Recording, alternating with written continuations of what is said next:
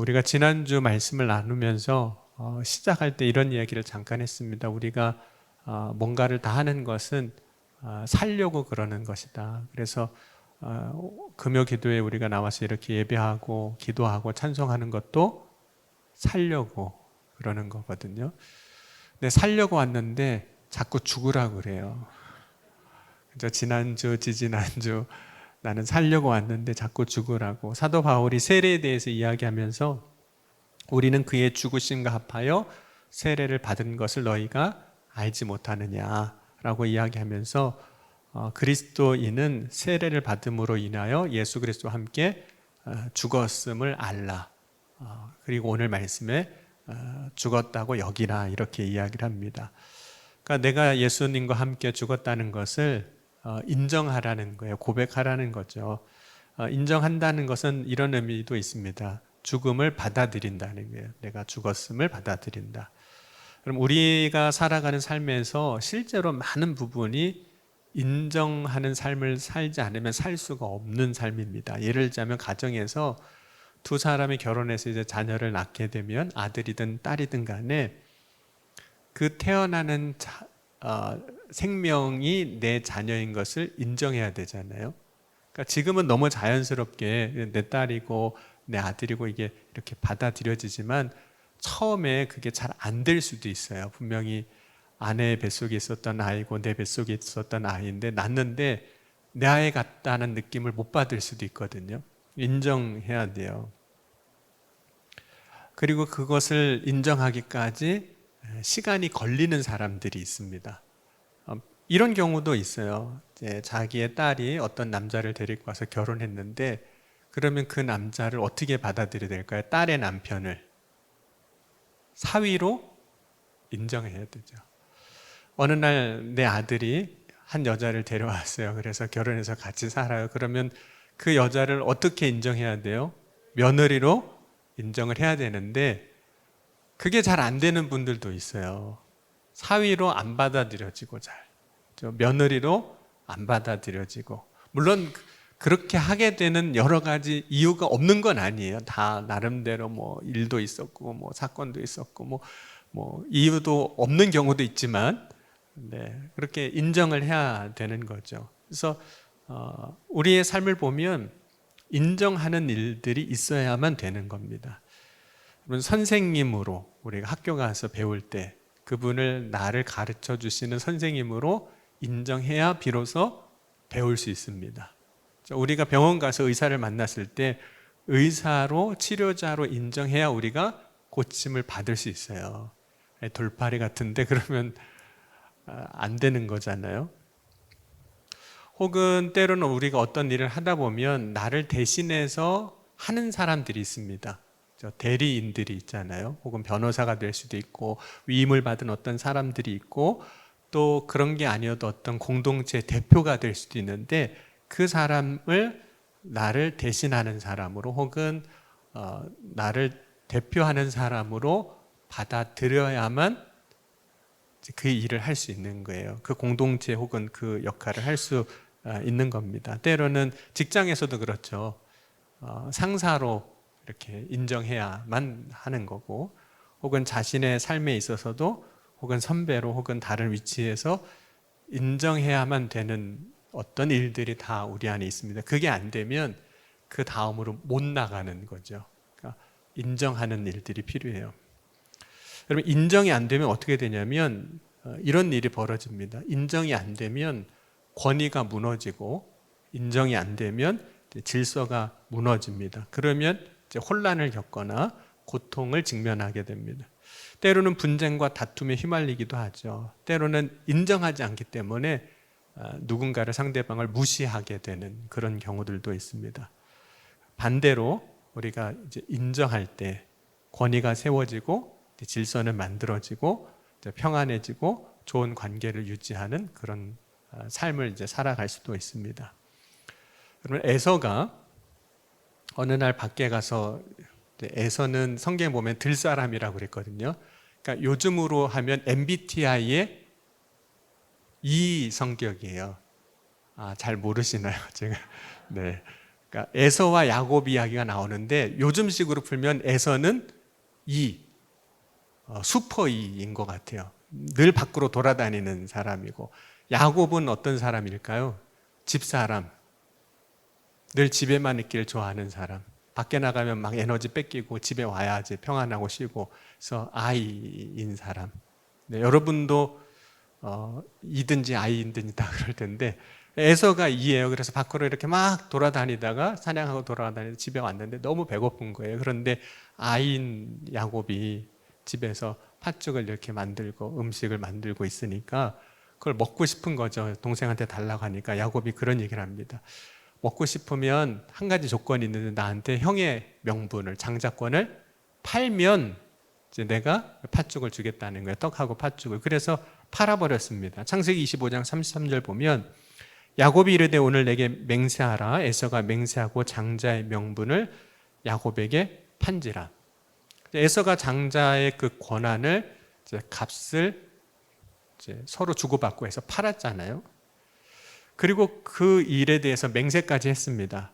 그런데 이제 나중에 시간이 지난 다음에 아버지 이제 이삭이 이제 아들의 축복을 해주려고, 장자 축복권을 해주려고 하는 그 일에 어쨌든 야곱이 속여서 축복권을 받았잖아요. 그러고 나서 에서가 못 받았습니다. 그런데 그렇게 해서 넘어간 것에 대해서 인정을 못 하겠는 거예요. 인정이 안 돼요. 그래서 아버지 이삭으로부터 축복 기도를 받으려고 했는데 안 되니까 나중에 이제 분노하게 되고, 그 값을 받고 팔았음에도 불구하고 인정하지 않을 때 형제 관계도 깨졌고 가정의 평안도 깨지고 무너지고, 그로 인해서 많은 사람이 어려움을, 고통을 겪게 되는, 그리고 스스로도 굉장히 괴롭게 살잖아요. 20년 동안 여러분 동생 야곱이 오기만을 이갈고 있었으니까 얼마나 스스로도 스스로를 괴롭게 했어요. 남도 괴롭게 했고 스스로도 괴롭게 했어요. 여러분, 예수님이 육신을 입고 이 땅에 오셨지만 사람들이 예수님을 메시아로 인정하지 않았습니다. 예수님을 메시아로 인정하지 않으니까 예수님을 믿을 수가 없어요. 뿐만 아니라 예수님을 믿음으로 말미암아 얻는 은혜도 복도 못 누리는 거예요. 예수님을 인정할 수가 없으니까 못하는 거예요. 여러분, 요한복음 10장 33절 보면 그래서 이렇게 이야기를 하게 됩니다. 유대인들이 대답하되 선한 일로 말미암아 우리가 너를 돌로 치려 하는 것이 아니라 신성 모독으로 인함이니 내가 사람이 되어 자칭 하나님이라 함이로다. 예수님을 인정할 수가 없어요. 또 요한복음 19장 21절에 보면 예수님 십자가에 못 박을 때 이렇게 이야기를 합니다. 자칭 유대인의 왕이라고 쓰라. 그건 네가 말하는 거지 나는 인정할 수 없어. 이렇게 얘기를 하는 거예요. 또 누가복음 23장 2절에 고발하여 이르되 우리가 이 사람을 보매 우리의 백성을 미혹하고 가이사에게 세금 바치는 것을 금하며 자칭 그리스도라 하더이라. 그래서 사람들이, 유대인들이 예수님을 다 뭐라고 얘기하고 있었냐면 그건 자칭, 자기 스스로 그렇게 말하는 거지 나는 인정을 못하겠다는 이야기거든요. 여러분, 사람들이 예수님을 메시아로 인정하지 않았던 이유가 있어요. 보니까 예수님도 우리와 다 똑같은 거예요. 그렇죠? 육신을 입고 오셨으니까 주무시기도 하시고 배도 고파하시고, 그래서 때마다 사람들이 예수님을 보고 한 말이 있어요. 그가 목수의 아들이 아니냐, 마리아의 아들이 아니냐라고 이야기를 합니다.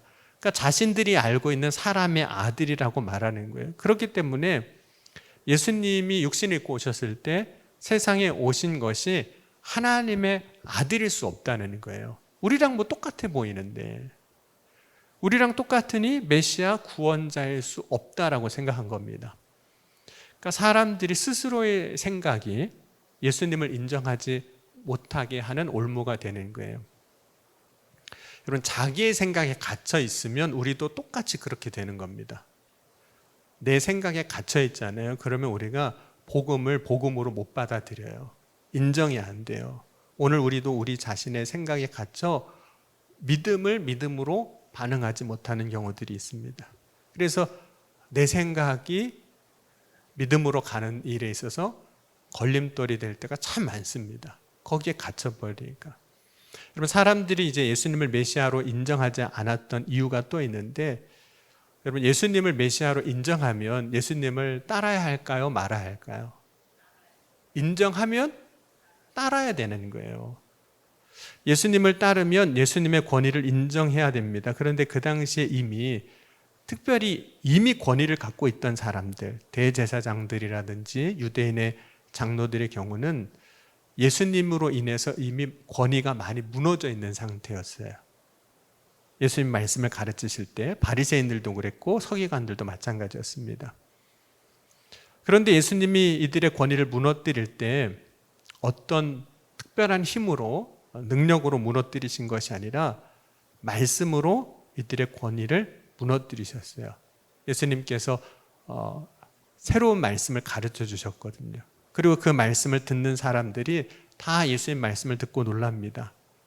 그러니까 예수님이 말씀으로 가르쳐 주신 것에 대해서 이미 권위가 무너졌던 대제사장이든 유대인의 장로든 바리새인들의 서기관들 간에 말씀하시는 것에 대해서 아니라고는 말을 못 하겠는 거예요. 들어보니까 맞아요. 맞긴 맞는데 싫은 거예요. 왜냐하면 내 권위를 무너뜨렸으니까 싫은 거예요. 그러니까 예수님을 싫어하는 마음이 있으니까 들어보면 맞긴 맞는 것 같은데 내 권위를 무너뜨린 사람이니까 싫은 마음이 더 커요. 그러니까 예수님을 따르질 못하는 거예요. 여러분, 예수님이 싫고 예수님을 따르지 못하는데 어떻게 예수님을 메시아로 인정할 수 있겠습니까? 못하는 거죠. 여러분, 이제 사도 바울이 이제 사도로 부름을 받았습니다. 특별히 하나님께서 사도행전 9장에 보면 이제 사울이 회심하는 장면에서 이렇게 말씀하셨어요. 이는 내 이름을 이방인과 임금들과 이스라엘 자손에게 전하기 위하여 택한 내 그릇이라고 말씀하셨어요. 하지만 사도 바울이 사울이 이제 바울이 된 거죠. 바울이 사도로 인정받기가 참 어려웠어요. 바울을 사도로 인정 안 하는 사람들이 초대교회 안에 있었습니다. 왜냐하면 사도라는 이 명칭이 예수님께서 12명의 제자들을 친히 불러서 그들의 이름으로 주신 거거든요. 보냄을 받은 자라는 이름을 주셨어요.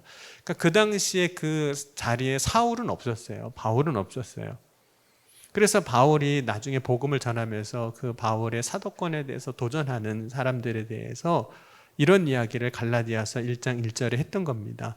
사람들에게서 난 것이 아니요 사람으로 말미암은 것도 아니요 오직 예수 그리스도와 그를 죽은 자 가운데 살리신 하나님 아버지로 말미암아 사도된 바울은, 그래서 자기 자신을 첫 머리에 소개할 때 사람으로 난 게 아니라 예수 그리스도 말미암아 하나님으로 말미암아 사도된 바울은 이라고 이야기를 합니다. 그걸 이제 바울의 사도권 변론이라고 이렇게 이야기하기도 해요. 바울은 사도로 인정하지 않는 이제 사람들이 있었던 거죠. 바울을 사도로 인정하지 않는 사람이라면 바울의 권위를 인정하지 않는 것이고 동시에 바울이 전했던 복음도 받아들이지 않았던 겁니다. 그러니까 인정하는 것, 받아들이는 거죠. 여기는 것, 실제로 우리의 삶에 많은 영향을 줍니다. 내가 그것을 여기느냐 안 여기냐, 그렇게 여기느냐 여기지 않느냐가 실제로 많은 삶에 영향을 주는 거죠. 그럼 바울은 오늘 뭐라고 이야기하고 있냐면 예수님과 함께 우리가 죽었음을 인정하라는 거예요. 죽었다고 여기라 이렇게 말합니다. 내가 죽었다고 받아들이라는 거예요. 여러분 죽으셨나요? 네. 받아들이셨나요? 내가 죽었다고?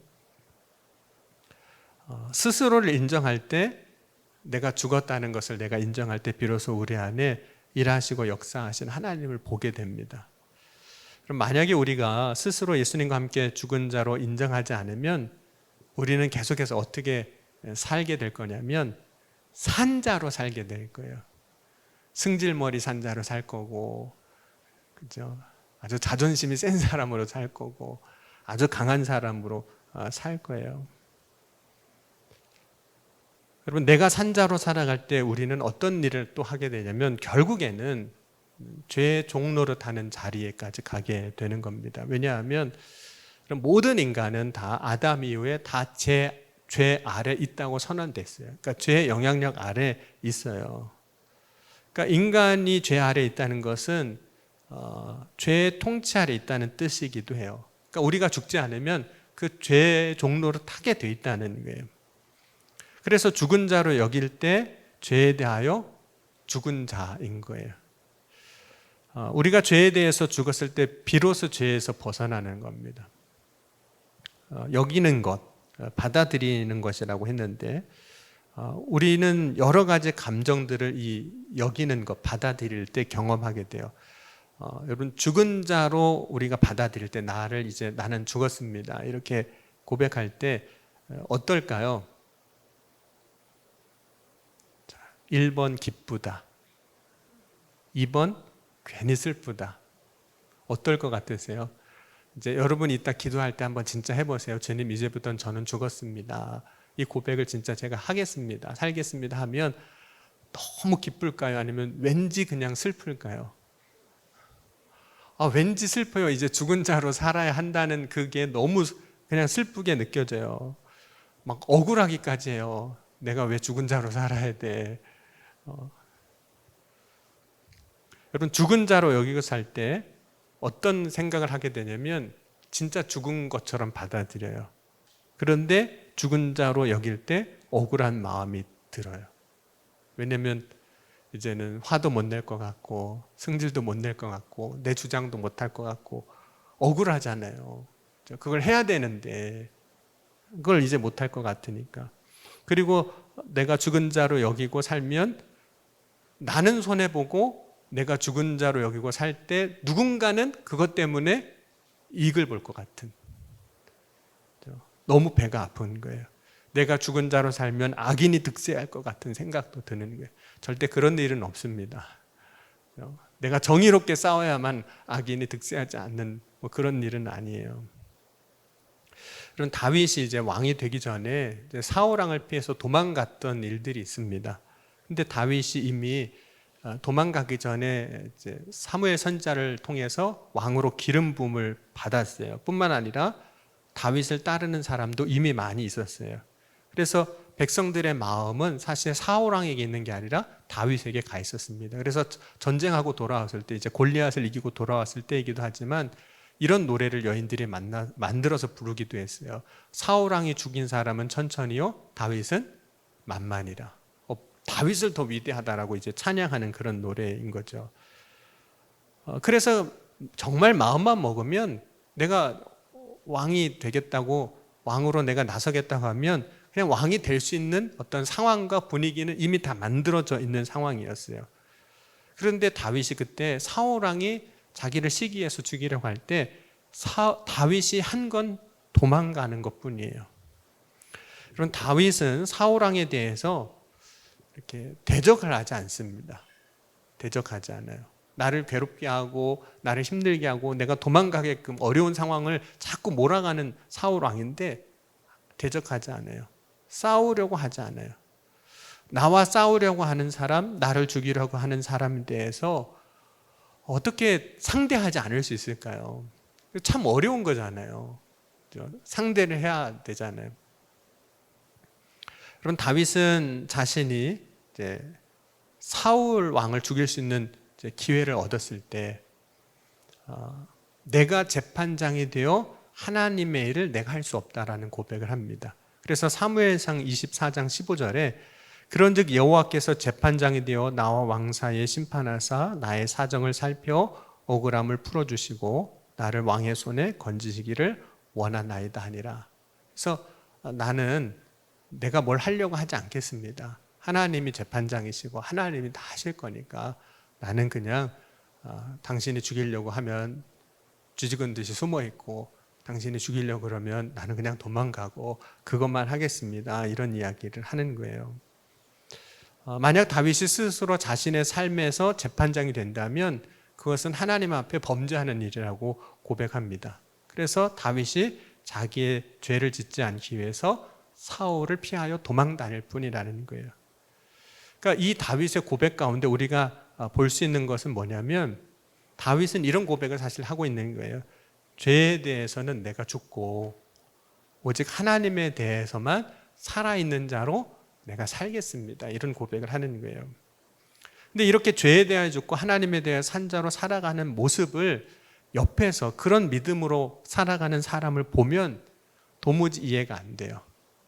아니 왜 저렇게 살아? 실제로 다윗을 따랐던 그 많은 사람들 중에 다윗이 사울왕을 죽일 수 있는 기회를 얻을 때마다 무슨 얘기를 하냐면 그 하나님이 당신에게 주신 기회입니다. 그러니까 사울을 죽이십시오라고 이야기를 해요. 그런데 다윗이 그렇게 하지 않고 도망가기만 하고 피하기만 하는 걸 보면서 다윗을 따랐던 사람들은 어떤 이야기를 하냐면 되게 미련한 것처럼 보이는 거예요. 내가 의지하고 따랐던 지도자인데 왜 저럴까? 미련한 것 같고 약한 것 같고 의지가 없는 것처럼 보이기도 하죠. 마치 다윗은 왕이 될 만한 사람이 못 되는 사람처럼 보이는 거예요. 다윗을 따르는 사람들이 다윗을 보면서 아마 그런 생각을 했을 수도 있을 것 같아요. 아니 왜 저렇게 사나? 그런데 다윗이 자기 자신을 죽은 자로 여기고 살아갈 때 그때가 다윗의 인생을 한번 쭉 보면 다윗의 인생에서 가장 믿음으로 살 때였습니다. 그때가 가장 믿음으로 살 때예요. 남들이 볼 때는 의지도 없는 것 같고 힘도 약한 것 같고 깡도 없는 것 같고 대포도 없는 것 같고 용기도 없는 것 같고 막 그런 것 같은데 그때가 다윗에게 인생에 있어서는 가장 하나님의 앞에서 믿음으로 살아가고 있었던 때였던 거죠. 그럼 우리가 죽은 자로 우리 스스로를 여기고 살아갈 때 실제로 그때가 우리의 인생에서 가장 믿음으로 살 때입니다. 그때 그리고 우리는 우리의 인생 가운데 하나님이 일하시는 놀라운 일들을 그때 경험하는 거예요. 우리가 살아있는 사람과 같이 살면 주님은 도무지 우리를 다루시기도 사실 어려우세요. 여러분 한국의 대표적인 음식이 뭘까요? 한국 하면은 말할 수 있는 거 김치잖아요. 여러분 김치 어떻게 담그세요? 김치를 맛있게 담그려면 어떻게 하세요? 먼저 아주 소금을 치잖아요. 네. 어쨌든 숨을 죽여야 되잖아요. 숨을 죽여야 돼요. 왜 숨을 죽이는 거죠? 숨을 안 죽이면 맛이 없어요. 뻣뻣해서 어떻게 할 수가 없잖아요. 양념도 잘 안 배고 먹을 수가 없는 상태가 되는 거예요. 그러니까 숨이 죽어야 맛있는 김치가 되는 거죠. 그러니까 잘 저는 김치를 못 담급니다. 네, 하는 거예요. 네. 오해는 하지 마시고 먹을 줄만 알아요. 네. 근데 숨이 잘 죽어야 김치가 맛있는 김치가 되는 거잖아요. 여러분 우리가 죽은 자로 살 때 비로소 하나님이 우리를 통해서 일하실 수 있는 거예요. 안 죽은 건 어떻게 할 수가 없어요. 여러분 우리가 살아있을 때 우리는 굉장히 뻣뻣할 수밖에 없습니다. 쓸 수가 없어요. 여러분 우리가 죽은 자로 우리 스스로 여기고 살아갈 때 아무것도 안 하고 아무 일도 안 될 거라고 생각할 때가 많아요. 왜냐하면 정말 안 될 것 같아요. 죽은 자로 살면. 그게 일종의 두려움이에요. 죽은 자로 사는 것에 대한 두려움. 안 될 것 같아요. 그런데 죽었을 때 비로소 하나님이 하나님의 방법으로 일하시는 것을 그때 보는 거예요. 그러니까 나로서는 안 되는 게 맞아요. 그런데 하나님이 일하시는 거예요. 그래서 그 역사를 통해 우리는 하나님이 어떻게 일하시는지를 이제 보게 되는 거죠. 그럼 누군가를 이제 회개시키는 거, 마음을 돌이키는 거 쉬울까요? 어려울까요? 그럼 누군가의 마음을 돌이키는 거가 어렵다는 것은 살아보면 알아요. 그렇죠? 다 살아보셨잖아요. 남편하고 살아보고 아내하고 살아보고 자식 새끼하고 살아보니까 마음을 돌이키는 게 그렇게 쉬운 게 아니잖아요. 그렇죠? 말한다고 듣나요? 안 듣죠. 쉽지 않아요. 누군가를 회개하게 하는 거 어렵습니다. 회개하라고 하면 기분만 나빠요. 여러분 제가 어느 날 여러분 집에 전화하고 갑자기 신방 가서 권사님 회개하세요. 그러면은 여러분 뭐라고 그러시겠어요? 목사님의 말씀이시니 제가 회개하겠습니다 하고 눈물을 흘리면서 막 회개하실까요? 얼굴이 울그락불그락 말을 못하고 막 이런 상황이 이제 벌어지는 거죠. 그리고 그 다음 주에 안 나오실 거예요, 아마. 그 말 했다고 시험 들을 거예요. 그리고 그 순간 그 다음에 온 교인이 다 이제 알겠죠. 뭐 목사님이 신방 왔는데 나보고 오자마자 하는 말이 회개하라고 그랬다고, 나 시험 들었다고, 다음 주부터 속개도 안 갈 거고 여성계 모임 안 할 거고 속장도 안 할 거고 예배 이제 안 할 거라고 이제 그러고 있는 거예요. 그러고 있는 거예요.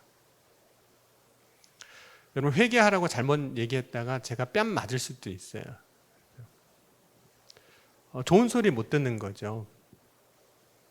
오히려 당신이나 회개하시라고, 똑바로 살라고 뭐 이런 얘기 듣고 올 수도 있습니다. 여러분, 사람의 말로 사람의 마음을 바꾸는 거 쉽지 않습니다.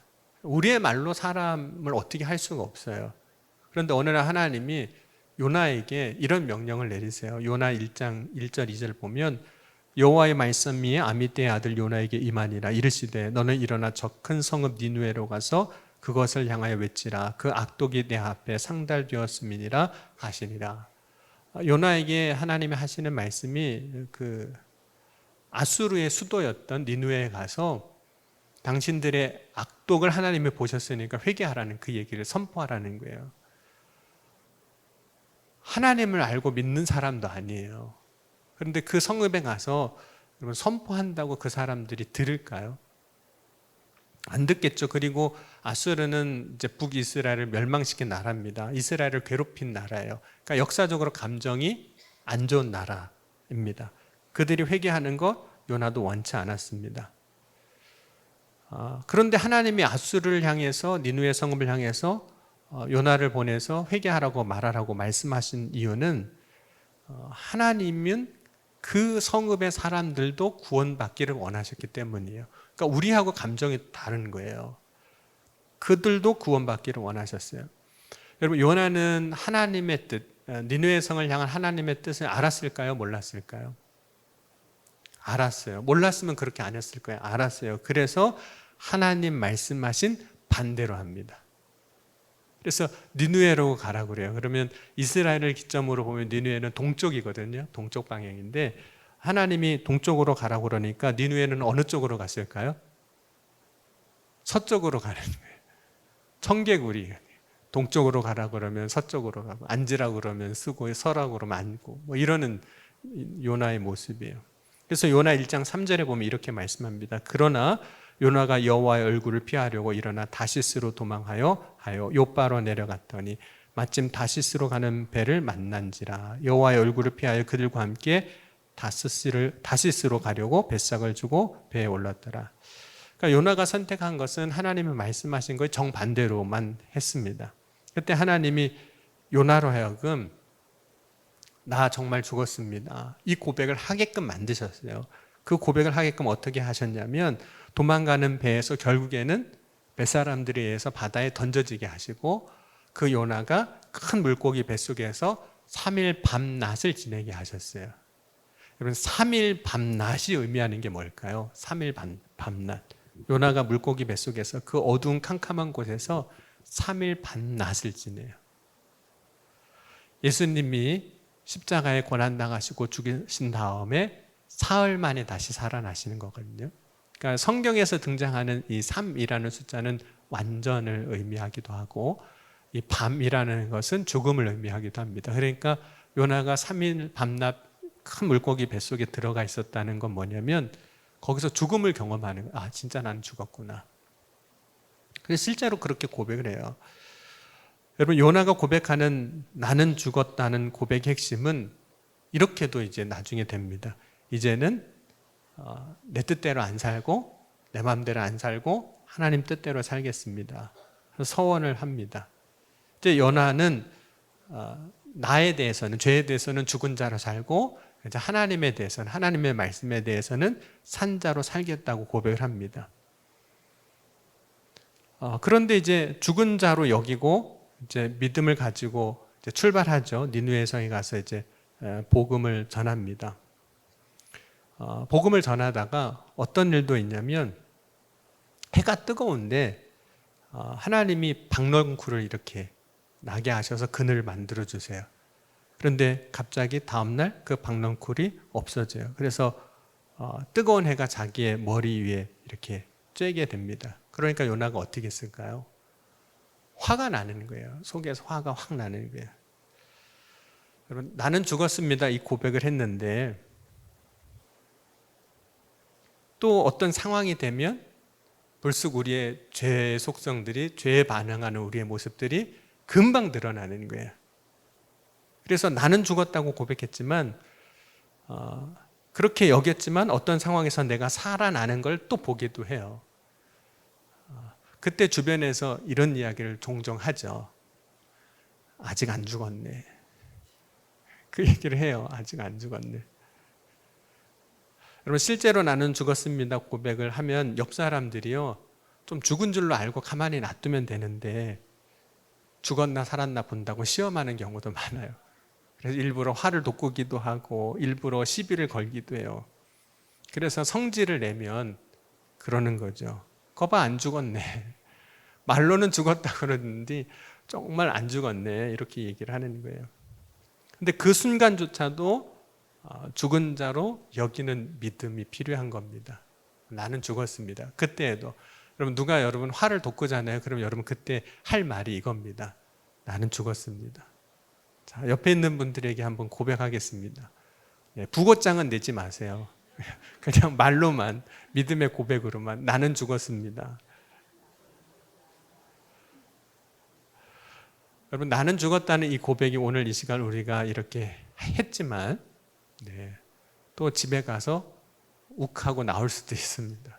나는 살았습니다. 이러고 이제 나올 거예요. 여러분, 바울이 그래서 어떤 고백을 하냐면 고린도전서 15장 31절에 보면 나는 날마다 죽노라 이런 고백합니다. 그러니까 죽은 자로 여긴다는 이 믿음은 어떤 특별한 순간에만 그런 게 아니라 매 순간 죽은 자로 여기며 살아가야 된다. 그렇게 여기라는 거예요. 그렇게 받아들이라는 거예요.